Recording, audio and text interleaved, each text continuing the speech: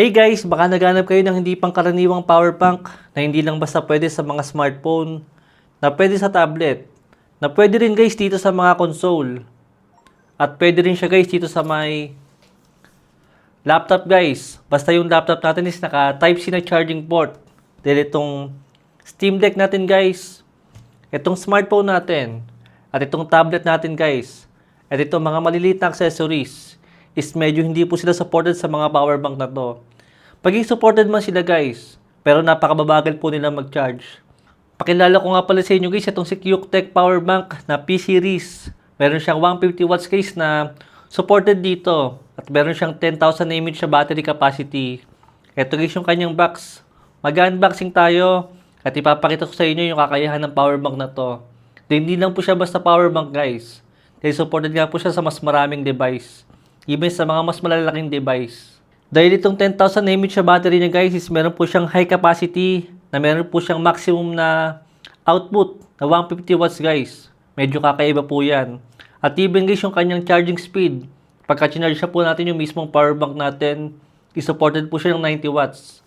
Isang problema guys sa mga normal na power bank na hindi na nga natin problema sa dito kay QTech na power bank. Kung sakali mang malobat guys yung mismong power bank natin, supported po siya guys ng up to 90 watts. Ibig sabihin guys parang smartphone nitong sinacharge natin guys. Mabilis siya mag-charge ng smartphone, pero napakabilis din po ma-full charge ng power bank na to. Dahil supported nga po siya hanggang 90 watts kung sakali mag-charge natin yung power bank natin. Ito guys, gumamit lang ako ng normal na charger dito na 20 watts. Yan guys. Pero still kahit dito sa may 20 watts sa charger ko dito, still mabilis pa rin mag-charge yan. Still di po siya katulad ng mga lumang mga power bank na inaabot guys ng ilang oras. Pero itong si QTech guys, is-supported po siya hanggang 90 watts na charging speed. Pagka itong si mismong power bank nang i-charge natin. Siyempre guys, nabuksan ko na yung power bank na yan at inside nga sa may box niya is meron po siyang siyempre Type-C na cable. Yan. Tsaka ito mismo guys yung ating QTech na power bank na 10,000 mAh na battery. Yan. 150 watts guys yung kanyang max na supported dito. At ang nakakapagtaka nga dito guys na napakaliit na power bank na to, kaya po niya mag-charge ng laptop na aabot guys ng 100 watts. Ito guys yung likod niya, still napaka-premium ng power bank na to. Parang smartphone lang, ito guys yung quick comparison natin. At di naman siya ganun kalakihan. Tapos ang nakakatawa dito guys is napaka-premium nga ng kanyang design. Na parang siyang merong titanium grade na design dito. At itong klase ng power bank na to guys, itong design po niya is naka-flame resistant din po siya. Ang ibig sabihin, pwede siyang maapoyan o sobrang mainitan.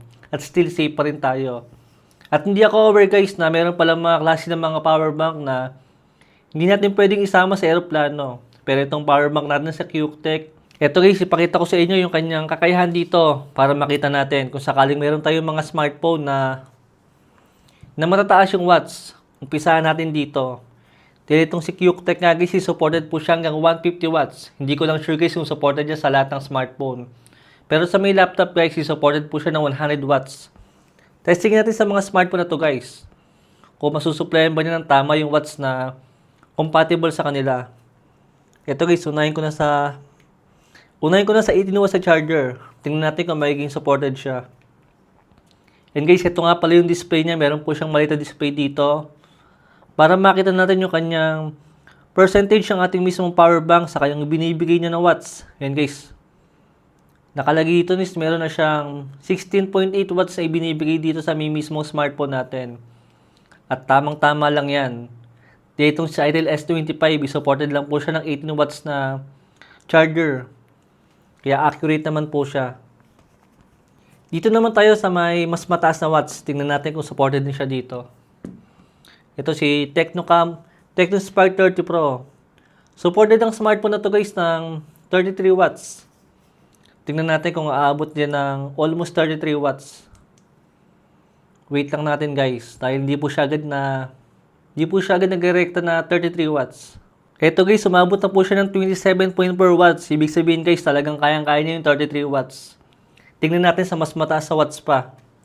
Kung kaya niyang ibigay yung mas dalag pa sa 33 watts. Ito guys, si Infinix GT20 Pro. Supported po ito ng 45 watts. Tingnan natin guys kung maibibigay ni QTech na power bank. Yan guys yung display natin. Tingnan natin kung aabot siya dyan sa around 40 watts na charging speed. Ito guys yung naging resulta niya dito kay Infinix GT20 Pro. Inabot po siya ng 33 watts.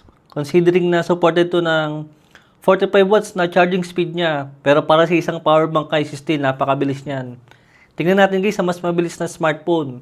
Yung supported siya sa mas mabilis na charging speed. Tingnan natin kung mas mataas to. Dito naman kay Poco. Supported to guys ng 67 watts. Tingnan natin kung aabot yan dyan. Sa may ganyang klase ng charging speed. Dito itong mga naunang smartphone natin is supported po siya sa may 18 watts. Sa may 33 watts. Saka sa may 45 watts. At actually guys, itong mga ganitong klase ng mga power bank, yung mga ipinakita ko sa inyo. Yan guys. Tsaka yung mga ganitong power bank. Matataas ang mga capacity nito guys. Yung mga 10,000, yung iba 40,000. Yung iba guys, 20,000 mAh na battery.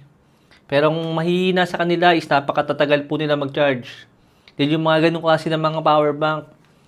Isang sa pagkakaalam ko guys is parang pinakamataas na po sa kanila yung 22 watts na charging speed. Pero itong si QTech na power bank. Tingnan natin yan. Umabot na po siya ng 44 dito. Tingnan natin kung meron pa yung itataas. Dahil hindi po niya agad na ibibigay. Pero considering guys na tumataas siya, mukhang legit itong power bank natin. Na talagang kaya niya mag-charge ng mas mataas na watts para lang sa isang power bank. Ito guys, ito sa may smartphone natin, sinabot po siya ng 40 watts. Tingnan natin. Magte-testing pa ako ng mas mataas sa watts. Dahil nag-testing natin. Actually guys, nakitesting ko na yung power bank na to. At ang pinakamataas na watts na nasubukan ko dito guys, sinabot po siya ng almost 67 watts. Gusto ko lang ipakita sa inyo na totoong legit siya. Yan guys, oh. Nadadagdagan talaga yan. Ito guys, tingnan natin. Wait lang natin na mag-maging around siya. Maging around 60 watts. Yan guys, umabot na po siya ng 56, 57, 60 watts. Yan guys, so napakatulin talaga niya. Ibig sabihin guys, na nakadepende talaga ito sa smartphone natin. Yung supported ng mismong magiging charging speed niya. Kaya kung meron tayong smartphone talaga na mabibilis na mag-charge at doon na tayo sa mga power bank. Kaya ito guys, si QTech guys, kaya niyang ibigay yung almost na potential na charging speed ng mismong smartphone natin. Dahil inaabot po talaga siya ng 60 watts dito. Dito naman natin siya subukan sa may Steam Deck. Siyempre, merong mga power bank guys na hindi kayang i-charge yung ganitong kalaki ng device. Pero itong si QTech guys, hindi lang niya basta kayang i-charge to. Kaya niyang ibigay guys yung mismong capacity na charging speed ng ating device. Papakita ko sa inyo. At hindi lang siya kayang ibigay, syempre mabilis din yan. Yan guys, so, ang charging speed guys na supported dito sa may Steam Deck OLED, is-supported po siya ng 45 watts. At kitang-kita yan dito sa may ating QTech na power bank. Umabot po siya ng 42.4 na watts dito. At itong charging speed natin, kung sakaling mapupull-charge po siya, is wala pa po siyang 2 oras dito. Yan.